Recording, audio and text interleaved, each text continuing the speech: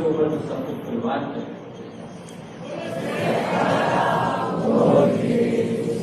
उन्होंने बड़ी ही दृढ़ लगन से श्री सद्गुरुदेव दाता दयाल जी महाराज, श्री तृतीय पातशाही महाराज जी की आज्ञा में अपने जीवन के एक एक फल को लगाया। जो जो हुक्म होता गया दृढ़ता से आगे से आगे होकर के सेवा करते थे। श्री सद्गुरुदेव महाराज जी की उन पर विशेष अनुकंपा थी। उनकी विशेष अनुकंपा और आपकी दृढ़ सेवा भक्ति को देखकर श्री दरबार के जो खास खास लोग थे उनके मन के अंदर उस समय ही ये एहसास होने लगा कि ये कोई साधारण नहीं है, जो इतनी कृपा श्री गुरु महाराज जी पर प्रसाद। और जब श्री चतुर्थ पातशाही श्री सद्गुरुदेव दाता दयाल जी महाराज इस रूहानी सिंहासन पर विराजमान हुए तो उन्होंने श्री दरबार की, श्री अनंतपुर ट्रस्ट की समस्त सेवाएं श्री गुरु महाराज जी की जिम्मे की और आपने हर सेवा को बड़े ही नम्रता, धैर्य से और विनम्रता से पूर्ण किया। आपके व्यवहार में ही और आपकी सेवा भक्ति ने हर एक गुरु के मन में आपके प्रति श्रद्धा और प्रेम दिलाया।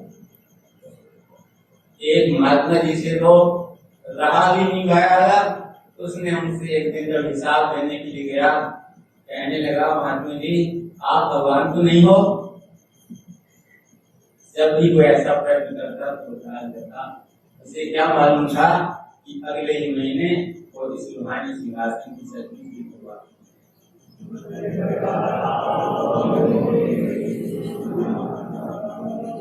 10 जून 1970 जब श्री सद्गुरुदेव दाता दयाल जी महाराज इस रूहानी सिंहासन पर विराजमान हुए और उसके बाद उन्होंने जो सेवा और भक्ति की लहर चलाई किसी से छुपी नहीं। प्रेमियों के हृदय के अंदर भी प्रेमा भक्ति का निर्माण किया और बाहर भी श्री आनंद किया, श्री दयाल किया, श्री संत किया, सब तरफ विदेश के प्रेमी आने शुरू हो गए। श्री गुरु महाराज जी हमारे पास आओ, हमारे पास आओ, हमारे पास आओ। कोई कहने लगा श्री गुरु महाराज जी, श्री तृतीय पातशाही महाराज ने हमें वचन दिया था। कोई कहने लगा हमें वचन दिया था।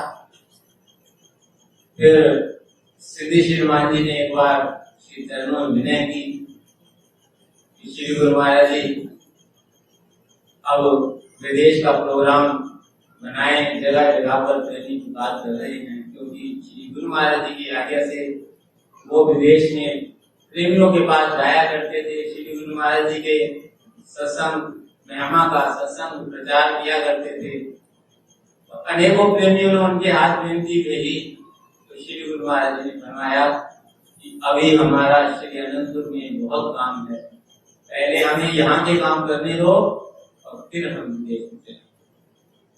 पहले श्री सद्गुरुदेव महाराज जी ने 1974 में श्री संतनगर में श्री मंदिर जी का शुभ उद्घाटन किया और फिर 1976 में श्री प्रयागधाम में श्री परम अद्वैत मंदिर जी का शुभ उद्घाटन किया। उसके बाद 1976 में प्रथम बार श्री सद्गुरुदेव दाता दयाल जी महाराज ने जब सिंगापुर की ओर कृपा फरमाने लगे तो उस समय ये वचन फरमाए गुरु को, ये वचन महापुरुषों के हैं।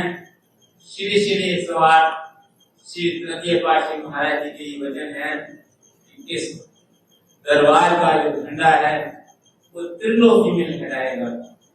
उनके वचनों पर पुष्प चढ़ाने के लिए, उनके वचनों को श्रद्धार्य करके जी आज हम विदेश यात्रा के ऊपर जा रहे हैं।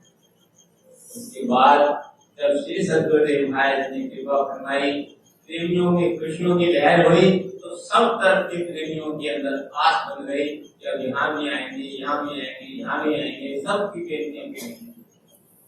हर साल श्री सद्गुरुदेव महाराज जी ने जगह जगह पर प्रोग्राम किया, प्रोग्राम बनाया, लोगों के घरों तक मिल रहे, क्योंकि उस समय स्थान नहीं थे, लोगों के घरों में जा जाकर के श्री गुरु महाराज जी ने उनके नाम का दिया जगाया, उनके दिलों में नाम का दिया जगाया, और सब तरफ इधर जापान तक गए और उधर Vancouver, San Francisco, Los Angeles, कोई सिरा दुनिया का श्री गुरु महाराज जी ने नहीं छोड़ा। जहाँ जहाँ भी प्रेमी ने पुकारा वहाँ वहाँ गए, और फिर श्री गुरु महाराज जी ने देखा कि केवल घरों में जाकर के लोगों का लाभ प्राप्त, इतना लाभ नहीं मिलेगा, लोगों को हर जगह पर स्थान बनाकर के श्री गुरु महाराज ने अथक परिश्रम कर सबसे पहले लंदन में स्थान बनाया, फिर टोरंटो में स्थान बनाया, फिर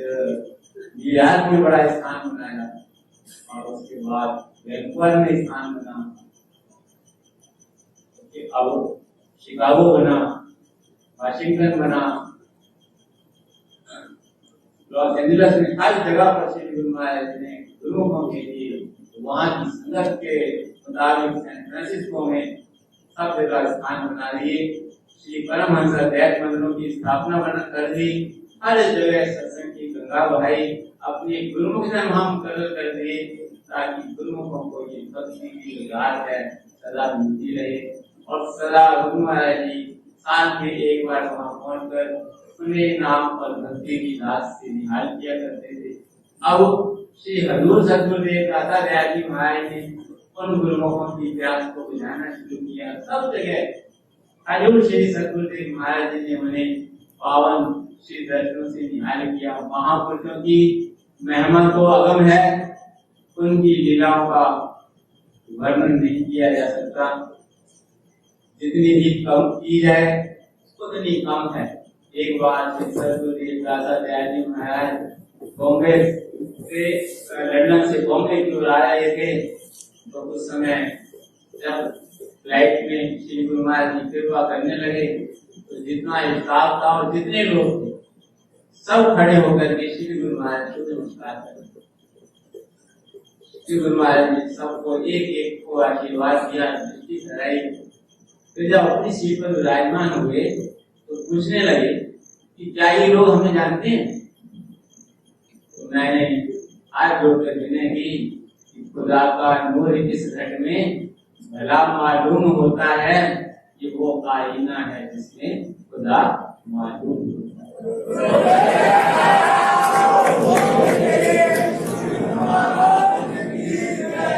न जाने कौन सी ऐसी तासीर है तेरी सूरत में ऐसा सद्गुर, जिसे देखो वही तुम पर फिदा मालूम होता है। जिसने भी उनका दर्शन पाया है, उनके हृदय में आज भी वो उसी तरह साक्षात हैं।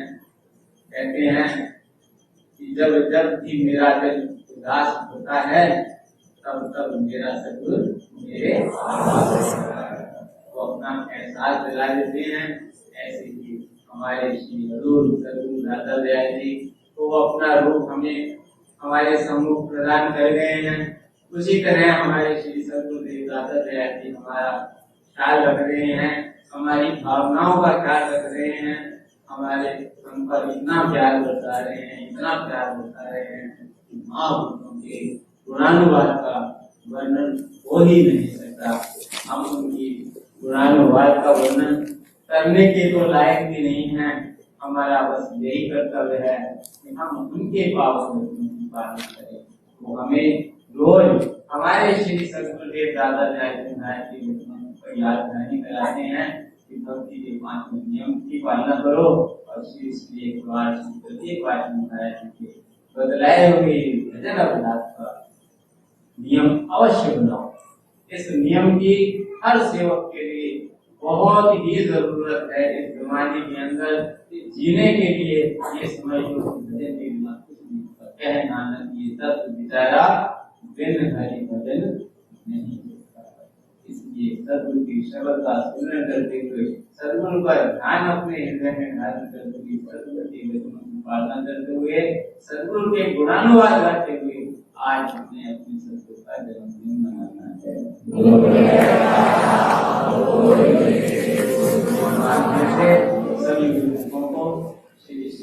काशी पंचम काशी जो तरंग की लाखों लाख